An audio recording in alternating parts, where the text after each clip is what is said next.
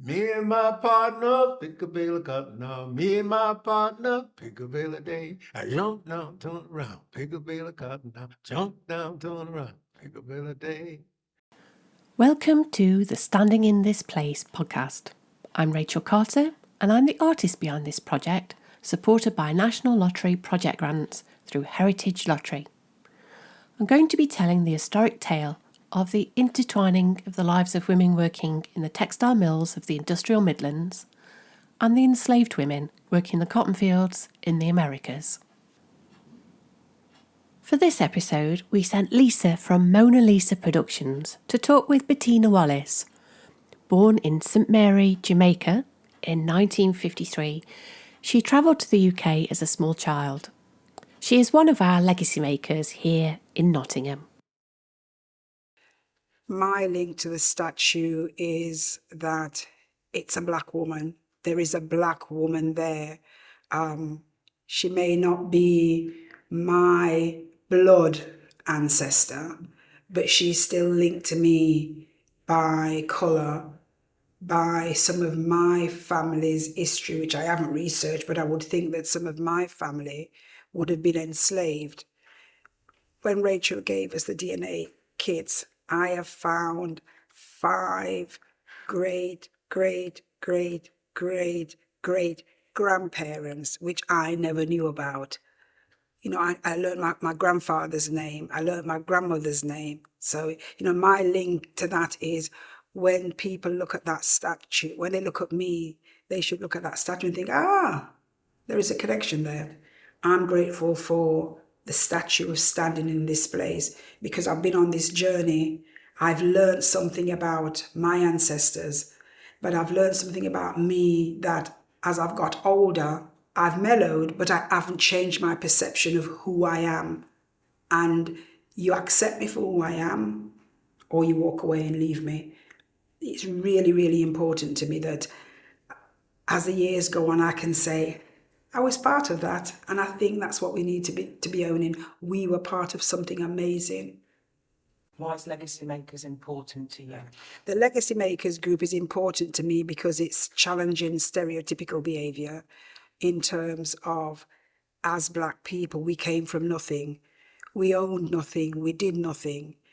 And it's all about the white slave masters that owned everything. But without us as enslaved people, some of these white slave masters wouldn't have anything, because if we weren't there to pick the cotton, we weren't there to cut the sugar cane down, there would be no wealth. What about the fact that those two women would have met in real life? What's the significance of having a statue, the two together? The significance is that they may be from different cultures, different parts of the world, but they were integral to the economy of the world, the economy of society. Without that enslaved woman, the mill workers wouldn't be able to work and feed the family and send children to school, etc. I think the statue is a talking point. I think as a black person, it does spark the understanding of differences, but I'm not sure whether the white society would see it as that. It will always be an enslaved woman that the negative stereotypes would come out. She lived on the estate, all she was good for was to be breeding and all that kind of thing, but not looking at that they really needed each other. We have those two women embracing and may never have ever met. But if we go back in history, and we don't have to go too far back in history, if we go back to the time when World War II, a lot of black people who came from the Caribbean settled in Nottingham. They worked in the lace and the hosiery and the knitting, and they worked in other fields. So for me, that says it's right to be in the heart of Nottingham, not hidden away somewhere where you have to pay to go and see it. I would be very disappointed if somebody had to go and pay and see it. My hope is when the statue is placed, it will be taken care of.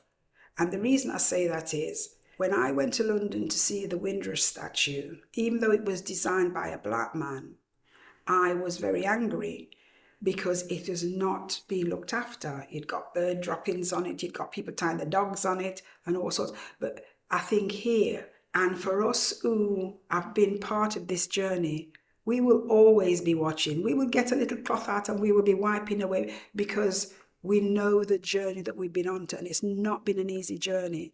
Some of us have cried silently because when you hear of the stories of the enslaved woman, and, going back to watching the film Root and all that just comes to mind, you think, yes, this statue needs to be in Nottingham. We have to embrace it. We have to embrace it. Thank you, Bettina. And we're going to return to Bettina's conversation with Lisa in a short while. But first, we're going to have a little creative break and have a listen to a poem by one of the young poets from Writing East Midlands. Here's a piece by Sophie Cambell.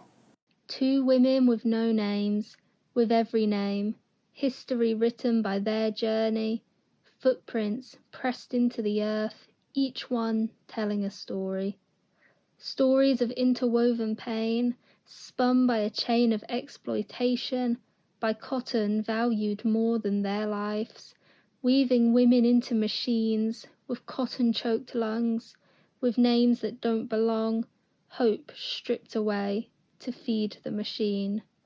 Yet still, a smile for her sister, calloused hands reaching out across oceans, clasping together in solidarity. Thank you, Sophie, for that fantastic poem. I really love the way that you've imagined the cotton trade as a hungry machine constantly needed to be fed without any thought given to the effects that it had on the lives of the women. We're going to now return back to our conversation with Bettina and Lisa from MonOlisa Productions. I think people will be asking questions as to, hey, what's that statue all about? Why is there a black woman there? Why is there not somebody else there? Why is there a white woman? So for me, that's about raising an awareness. Not everybody will get it, but if some gets it, my grandmother always said that if people didn't do things, other people wouldn't learn. Going to Liverpool, I always remember when the question was asked and somebody said, well, the cotton came from Liverpool on a packed horse. Nobody thought about, well, hang on, what happened before Liverpool, if that makes sense. Yeah, when I look at the statue, yes, I think there's a space for both. But in reality, as black people, we will always struggle. And we have people within our community that don't see the value of the statue. They don't see the value of it being a black slave woman. And that just annoys me, because without owning, embracing and knowing our history, we will still be back to square one. Despite the brutality that the enslaved woman went through, she still had that pride about herself. For the fact that those two women are different, do you think that sparks a little girl or someone walking by of colour could look at that statue and think, actually, there are differences, and those differences need to be celebrated, even though perhaps their struggles, the principle of their struggles, may have been the same? If I was to look at that statue and I took my granddaughter to see it, I don't think she'd be that interested in the white woman. It's the black woman that she'd be interested in, because I'm teaching her that she's part, even though she's mixed parentage, she's part black, she's part white.